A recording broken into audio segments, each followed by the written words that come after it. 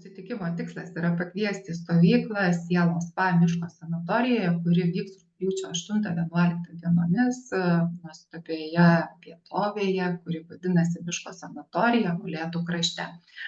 Tai aš esu Eglė Lisauskaitė, viena iš stovyklos bendrakūrėjų kartu su kolegėmis Dovilė ir Ligita, kurios vėliau prisistatys. Mes esame šios stovyklos organizatorės ir mes iš karto paeksperimentuosime prisistatydamos su metaforinėmis asociatyvinėmis kortelėmis. Tai aš iš karto pasidalinu savo ekranu ir štai čia yra, pavyzdžiui, aš dabar tuoj padidinsiu ekraną, mes matysim ekraną, tai ir jūs tada pakviesime prisistatyti su kortelėmis.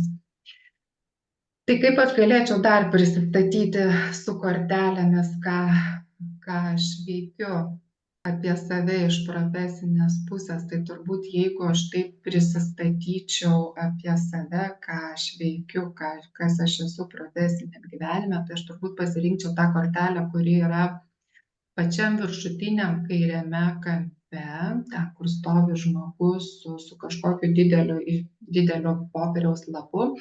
Tai panašiai aš irgi šiuo metu savo profesiniam gyvenime labai planuoju savo veiklą. Mano pagrindinis įrankis yra metaforinės asociatyvinės kortelės ir aš jas panaudoju vesdama tiek individualias koučingo sesijas, tiek ir grupinės sesijas, taip pat vedu ir mokymus su kortelėmis. Ir taip pat ir stovykloje bus kortelių. Mes būtinai naudosime metaforinės asociatyvinės korteles ir mes šias korteles panaudosime ir susipažinimui, kaip mes šiandien dabar naudojame šias korteles. Ir taip pat dar vienas mano iš tokių užsiėmimų, ką aš pati darysiu stovyklos metu, tai kartu su Dovile mes skaitysime, vakarais turėsime tokį užsiėmimą, mes skaitysime pasaką Berankę mergelę.